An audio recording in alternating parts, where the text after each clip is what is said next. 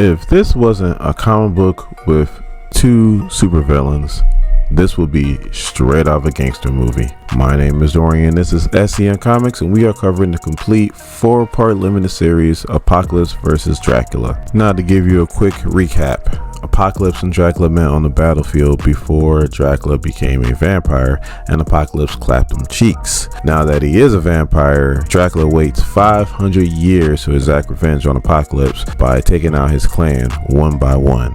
Now, let's get into part 2.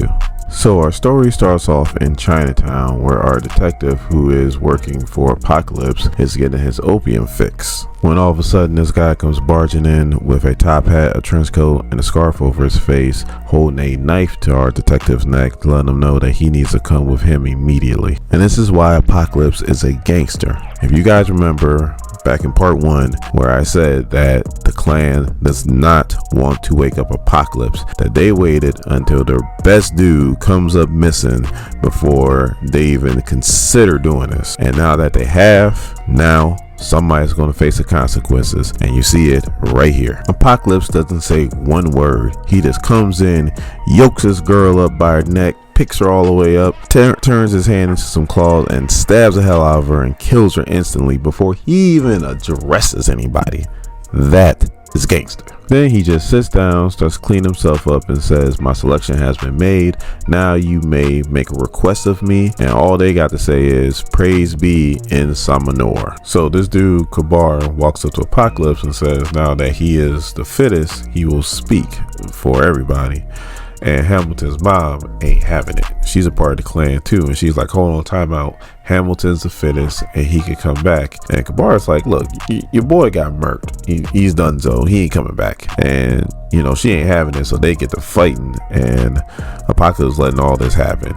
He got her in like this clamp device that he made his hand turn into. She scratches his face, and then he starts squeezing tight and telling her to submit. Well, finally she submits, but this all of a sudden this pisses off Apocalypse, and he hits the table and he breaks it, and he's like, "Enough. My time is precious. You need to explain to me why you woke me up. Otherwise, I'ma handle some more people." So that's when our detective walks to the front door and starts explaining to Apocalypse how the clan people are getting taken out one by one. And Kabar's like, "Hold on, time out. You're a lower level. You're not even supposed to be addressing Apocalypse." He's like, "Look, I know I'm a lower level, but I'm the detective on this case. I've been to all the crime scenes, so I'm the best one to let Apocalypse know what's going on." And then right behind him walks in Abraham Van Helsing. And if you have the last name of Van Helsing, we all know what you do. Killing Nazis. Vampires. I'm pretty sure you're not even supposed to use that word anymore. I gotta talk to my editor. Now, Van Helsing, to be more specific, is a monster hunter. He mainly hunts vampires, but he will hunt all monsters, and him and Apocalypse know each other because, like Braun Strowman, Apocalypse could probably be considered to be for the monster of all monsters. So Van Helsing is trying to give Apocalypse a lowdown on Dracula, and this is pissing off Apocalypse. He doesn't want to hear any of that stuff. But then Ozymandias steps in and he's like, "Hey, you got history with this dude. Don't you remember way back when you clapped them cheeks? Well, he didn't forget, and now he wants revenge."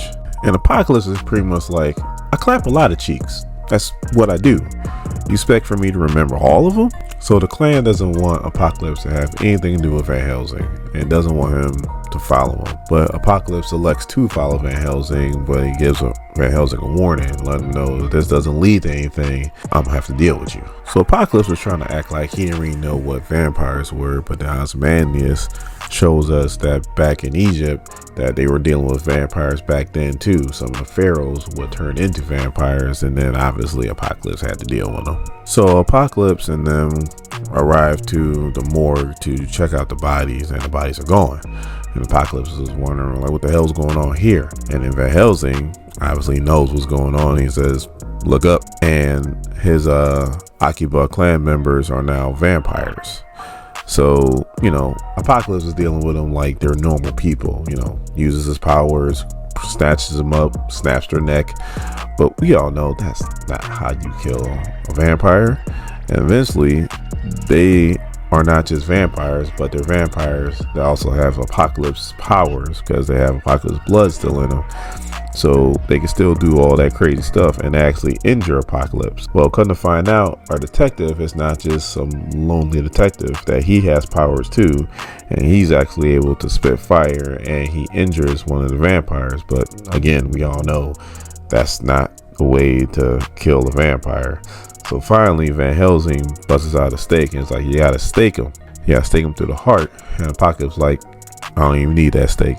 And he just stabs all three of them with his powers because he's a beast. So the comic book wraps up at Hamilton's mom's house. She goes to the door and it's Hamilton at the door. She gives him a big hug. She's like, I knew you'll come back. And he's like, yes, mother, I'm back. And let me introduce you to our new lord, Vlad Dracula.